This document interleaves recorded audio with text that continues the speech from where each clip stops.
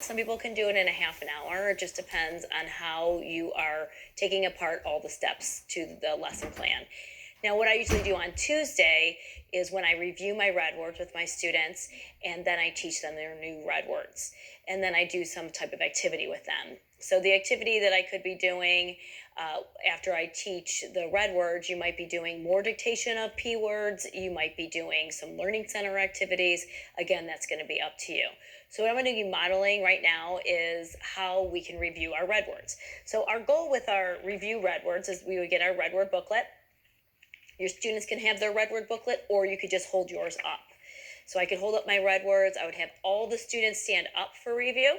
And so for review, we're going to take right-handed students. They're going to take their right hand and they're going to place it on their left shoulder. Okay, left-handed students are going to take their left hand and place it on their right wrist. And we're going to arm tap our words. So if they're holding their own, they would be looking at theirs, or if they're looking at or looking up at yours or on the board. Okay, and so it's going to be T-H-E, the. Then we go on to the next word, of, O-F, of. The third one is does, D-O-E-S, does. Great job. Now, class, you can all take a seat, and we're going to be learning our new red word. And our new red word that we're going to be learning today is the word new. So then you would have your new red word presented for your students, and your new red word is new. It's written out in red. And then you would also have the word new in a sentence. I knew the answer to the question. And new is something that you know. Like I knew it, you know it in the past, or you know something right now. Okay, so I knew something is going to be in the past, and I knew the answer to the question. So we're going to be learning our new red word. And why do you think that is a red word? You know, think about that. Tell them that sometimes there's silent letters in our English language that are a little bit difficult. It's also a homonym. Think how confusing that could be for some of your students, especially your ELL students. So right there, we already have our homonym N-E-W. So now we have the silent letter of K. And that might be something you might be emphasizing when you're practicing your red word. So when we're practicing our red word, it just depends. If you're going to have your red word dotted for your students, I usually have my red words dotted if my students struggle with letter formation. This way I make sure that they're using their paper appropriately. Now, everybody's going to get their screen. We're going to place it underneath the red word paper. And this is going to be our fourth red word. So everybody together, we're going to be writing the number 4 in your left-hand corner. And we're going to be tracing over the letters. And I'm going to model for you what those letters are. So the first letter in our word new is the letter K. And we're going to start all the way at the top of the attic. I'm going to make that letter K. And I'm just going to name that letter K. Next letter is N. And that's just going to be in the main part of the house, as well as E. And then W. Okay, and that's what my red word looks like. What I would like for you to do now is pick up your red word paper, put your screen underneath it and your red crayon, and you're going to write out your red word new. K-N-E-W. Once you're done doing that, just hold your paper up so I know you're ready to move on. So once all your students are ready to move on, I would definitely have your students hold up their paper, especially if you did not dot those letters, to make sure that word is written properly. Then we're going to actually go through the process of learning our red word. Now we're ready to learn. So everybody up again, and we're going to go through those steps. And our first step in terms of learning is going back to that arm tapping. So everybody's standing up, right-handed students left shoulder, left-handed students right wrist, and we're going to arm tap this word 3 times. So all together it's going to be K-N-E-W, new. K-N-E-W, new. K-N-E-W, new. Okay, so everybody's going to take a seat, and we're going to actually trace over those bumps that we've created. And again, you know, we can do these different ways. Sometimes people like to shout out the actual letter that's difficult to remember. And in this case, it's K. So you could do this. K-N-E-W, new. K-N-E-W, new. K-N-E-W, new. Okay, after you're done finger tracing, you're going to take your screen and you're going to place it on top of your paper. Again, these are all multi-sensory techniques. They're going to be making an impression on your brain. So we're going to use our fingertips that are pathways right to our brain, and we're going to be going K-N-E-W, new. Or you could shout it, K-N-E-W, new. Or you could whisper it, K-N-E-W, new. So after you're done doing that 3 times, then you're going to take your screen, put it to the side. You're going to flip your paper over to the back. And you are going to write your red word 3 times. So you're going to pick up your red crayon, but before you write it 3 times, you're just going to actually write it once and then hold that up so I can see it. Silently to yourself. Once you're done writing that red word, you're going to hold it up so I can check it. And then once you get the thumbs up, you're going to write that red word 2 more times, remembering to go down on your paper when we're writing a list. Okay? So then you write that 2 more times.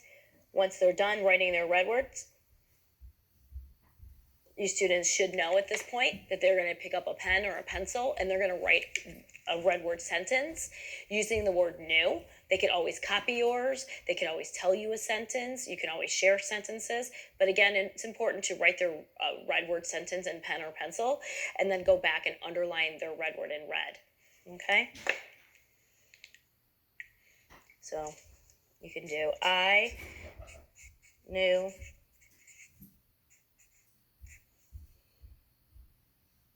how old I knew how old she was. Underline your red word anew. You can share that. This is great vocabulary, good sharing with your students, to making sure that they are applying. COPS can also be checked at this point too, making sure they have capitalization, punctuation. So on Monday, that's when we're doing our 3-part drill. We're teaching our new concept. That's going to take a good 30 to 45 minutes of your time. So on Tuesday, you're going to be reviewing the red words that you taught, and then you're going to be teaching new red words. After you're done doing that, you might want to continue some dictation of your concept that you're teaching for the week, or you could be doing some learning center activities with your students. And then Wednesday is also a continuation of previously learned concepts. If you were teaching P for the week, then maybe you're still practicing dictation of words. Now you have that P concept in your 3-part drill. You're practicing that. You're doing sentences. You could be doing learning center activities and whatnot.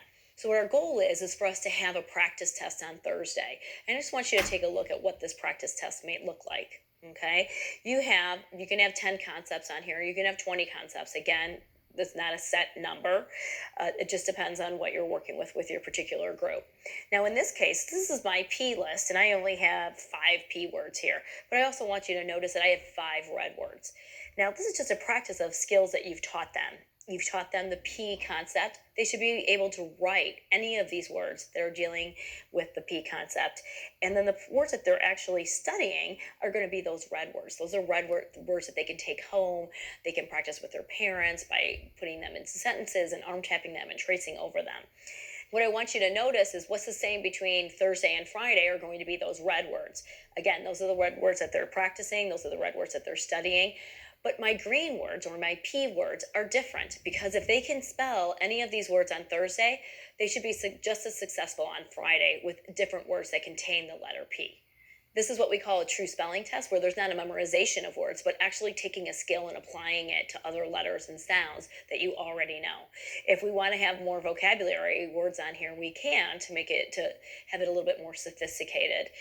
That's up to you. But this is a true spelling test in terms of phonetic concept dealing with their sound. So on Thursday and Friday, not only are you doing that practice test as well as the tests on Thursday and Friday, but you're also reviewing those skills. You might possibly be doing phonemic awareness. You could be doing fluency drills, vocabulary, doing that 3-part drill, and just enhancing that concept that you've taught. Now, some of you may also be teaching 2 concepts in 1 week, and that's also okay. Again, your students drive the instruction.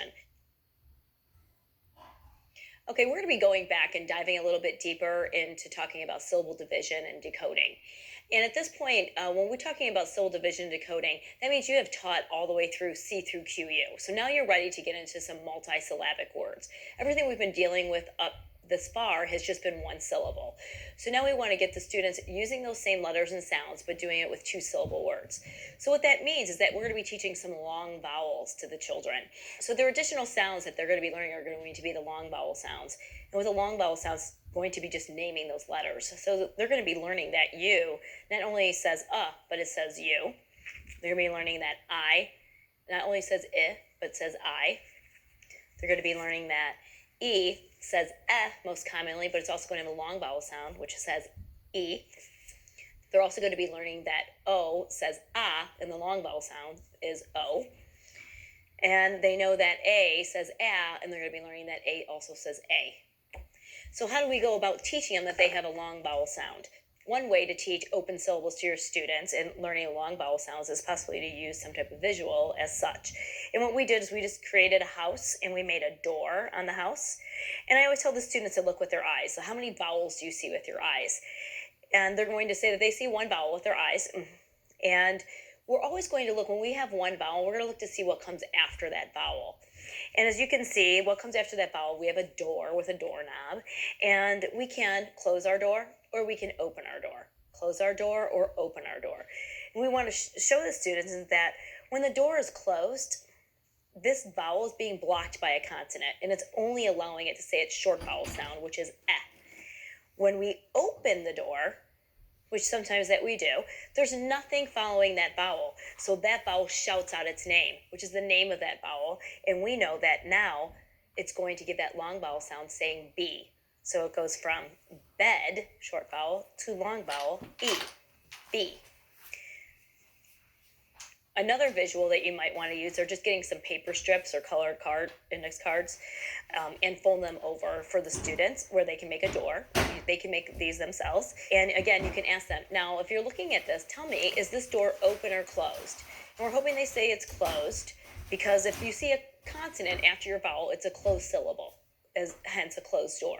So then it only allows it to say its short vowel sound, which is ah. So then this word is not. So if we look again at the same syllable, and I'll ask them, what do you see after your vowel? And nothing. If you have nothing after your vowel, that vowel shouts out its name. And what's the name of it? O. So what's our new word? And our new word is no. So we can practice them. We can show them another syllable. Looking with your eyes, how many vowels do you see? Is there anything after your vowel? No.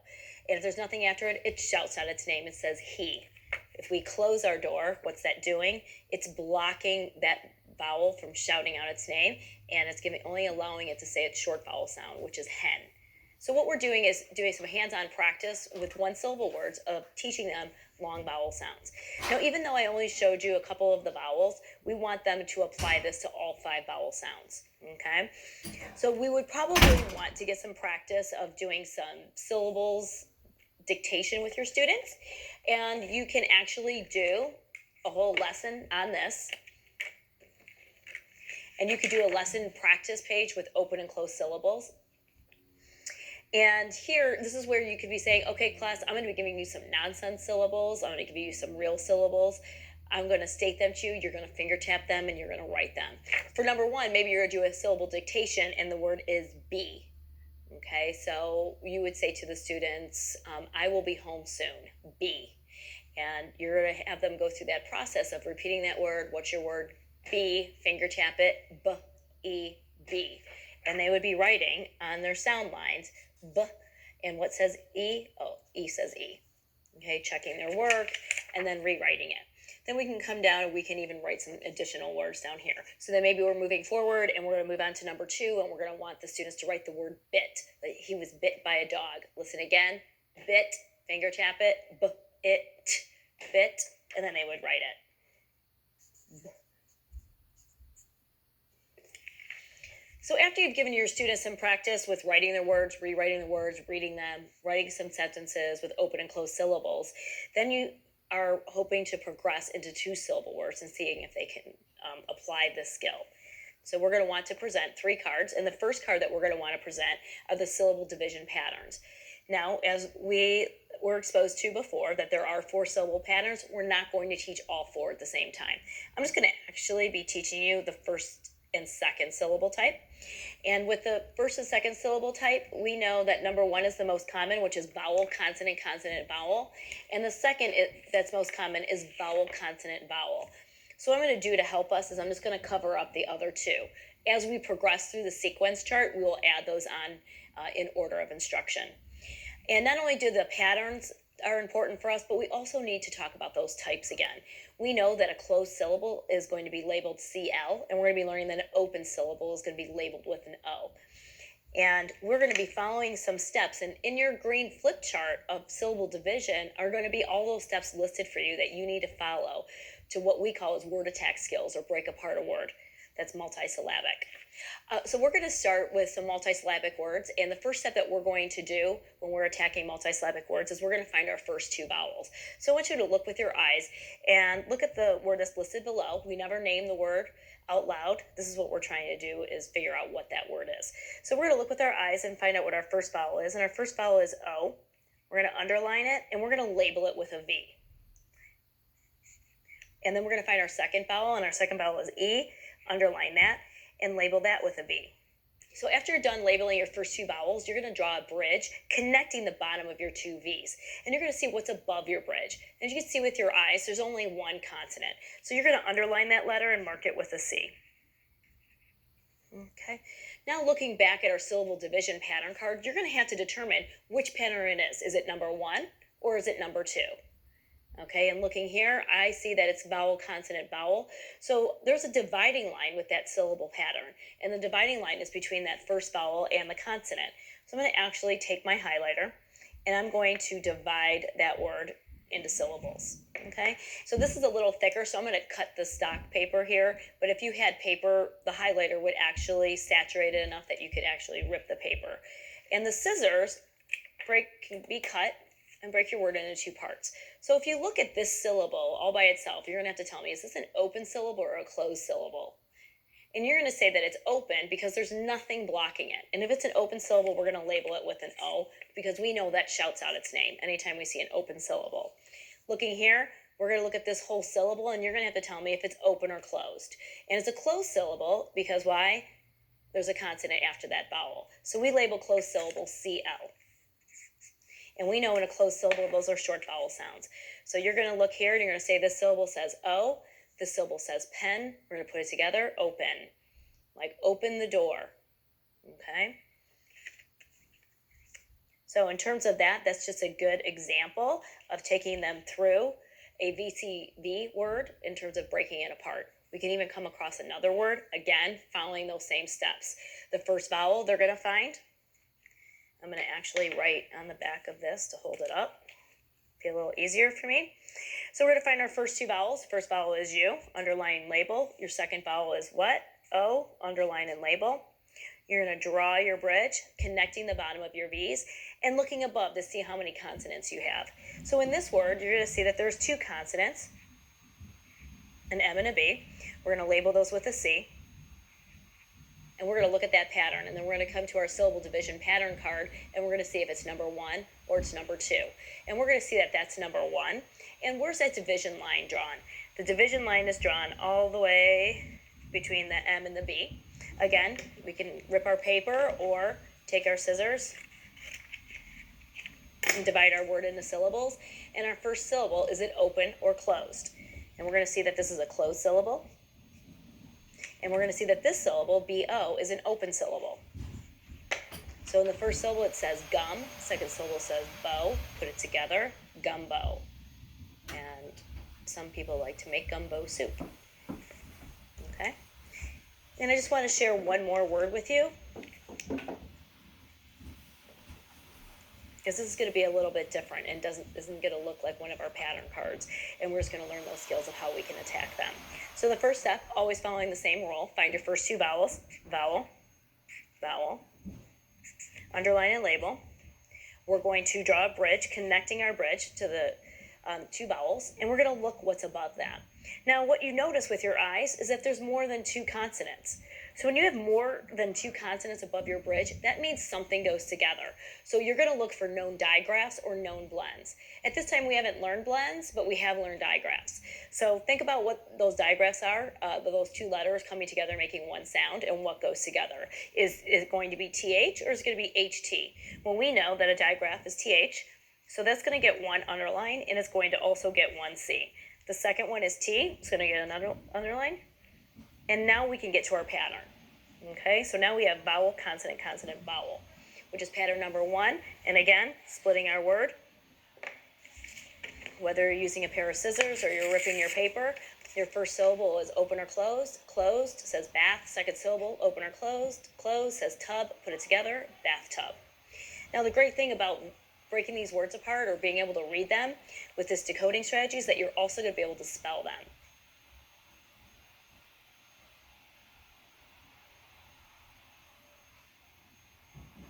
Okay, so once you're done with syllable division and your students are attacking those words and labeling each part of the syllable, what you want to do is transition into showing them that whatever words that they read, they can also write. So this is sometimes where the students struggle as they falter a little bit with the spelling. So it's always good to show them in the whole reading and decoding aspect of it before you get into the spelling component. So in this case, maybe when we're doing some dictation of words, I can do them with open and closed syllables. So this is moving into 2-syllable words for dictation. And what that looks like is that you would be saying your words like open, like please open the door, open. And it's a 2-syllable word, so you're going to have to pound that twice. So it would be O-pen, open. So your first syllable is O, and you would tap that first syllable, O, and then you could write it, O. Your second syllable is pen. Again, pounding that syllable and isolating the sounds, p-a-n, pen. And then writing that syllable. Once your students have checked their work and you're seeing that they spelled each syllable correctly, then you would want them to move on and rewrite those words. Okay? So the second word that we're going to be seeing that our students are going to be writing, we should have them look at those sound lines that we have already prepared for them and say, what does that mean? What do you know already about this word? Well, we know that there's a digraph because anytime we see a squiggle line, we know that that represents 2 letters making one sound.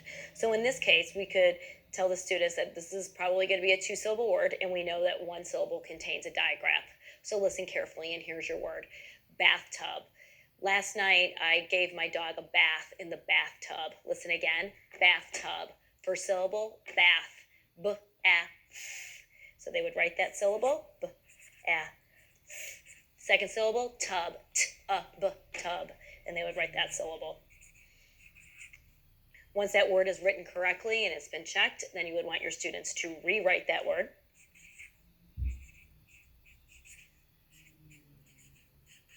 And just reinforcing to your students that just by knowing that there are no more than 3 sounds per syllable, that they can write multisyllabic words with ease.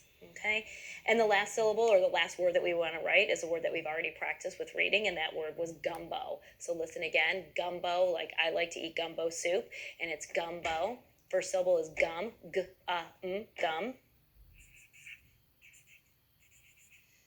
And the second syllable is bow, b-o. Bow. What says B? B says B. What says O? O says O. Again, checking their paper, monitoring accurate spelling.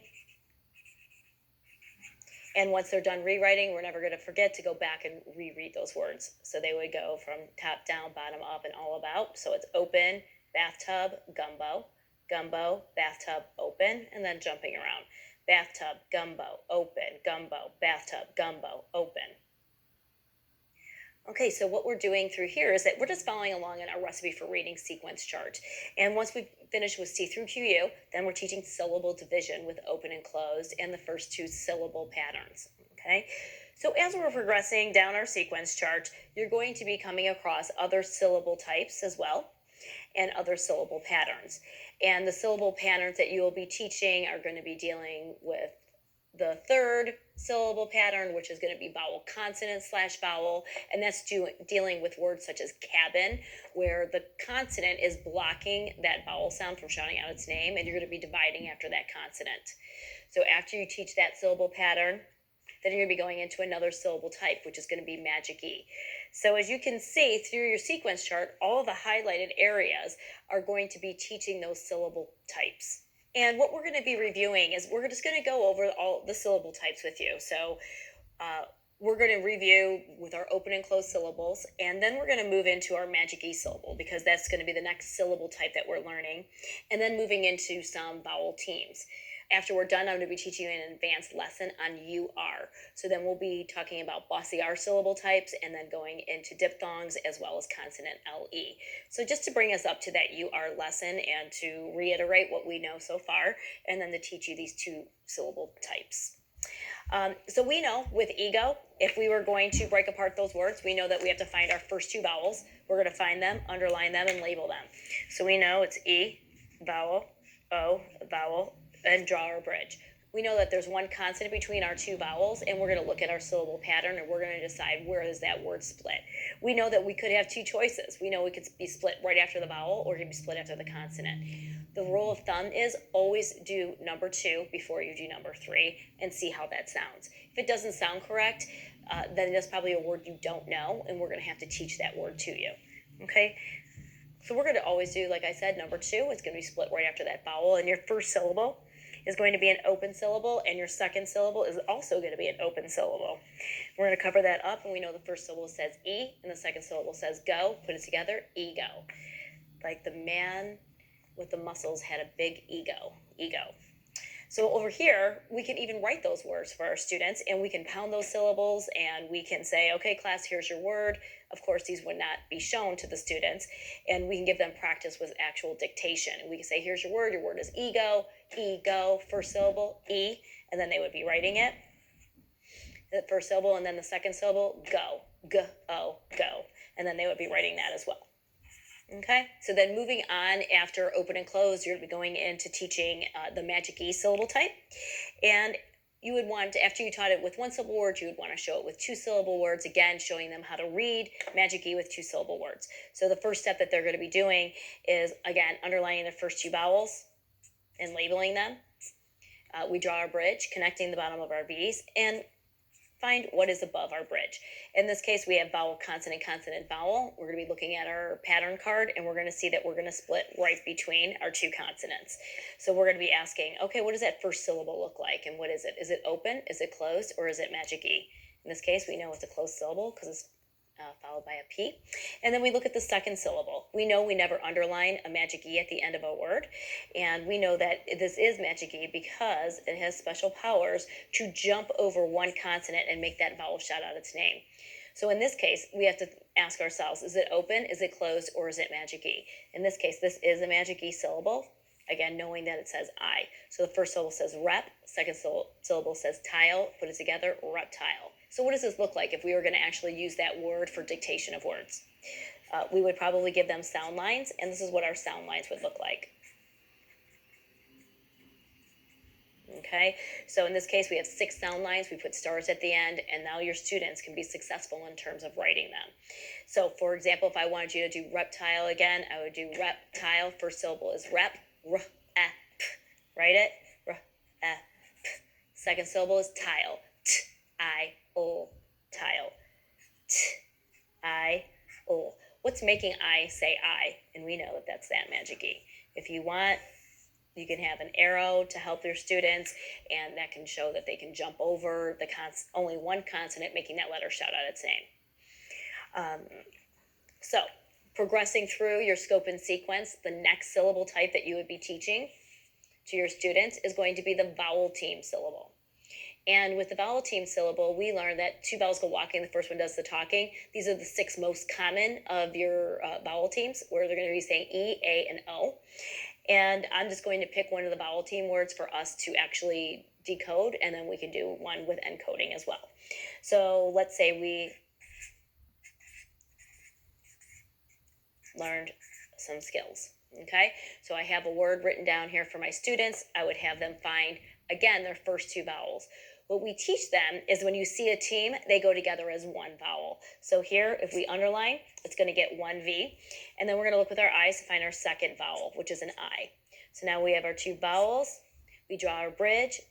We label our consonant, find our pattern. Always choose number 2 before number 3. And then we have to decide what each syllable is. Is it open? Is it closed? Is it a vowel team? Is it Magic E? Which syllable is it? In this case, we know 2 vowels go walking. The first one does the talking. This is a vowel team syllable saying E, B. Second syllable, open, close, Magic E, vowel team. We know that this is the Magic E syllable because it ends with an E, jumps over, makes that vowel shout out its name. Magic E, it says hive. Put it together, B, hive. Again, asking what does that look like if we wanted them to actually write this word. If we were going to do that for a dictation, then how many sound lines would we have? So in the word beehive, let's think about how many sounds are in that word, right? And that's what it would look like, is that we have 5 sounds with the magic E. Okay, so maybe you want to take the word that you decoded and you actually want to encode that word. Again, you can give them the sound lines. In this case, I have 5 sound lines, and I also have stars at the end representing that there's a magic E syllable. Listen again, beehive, beehive, first syllable, B, B, E. You're going to write that syllable. Second syllable is hive, hive, I, V. What's making I say I is going to be that magic E. And again, jumping over. All right. Now, just remember that you have your syllable division word book, and in your syllable division word book, it is providing you with the syllable types in the front as well as the syllable patterns. It is also giving you what pages to use your table of contents, and then you can find what concept that you're working on, and it provides you with lists of words that you can use depending on what concept that you are teaching.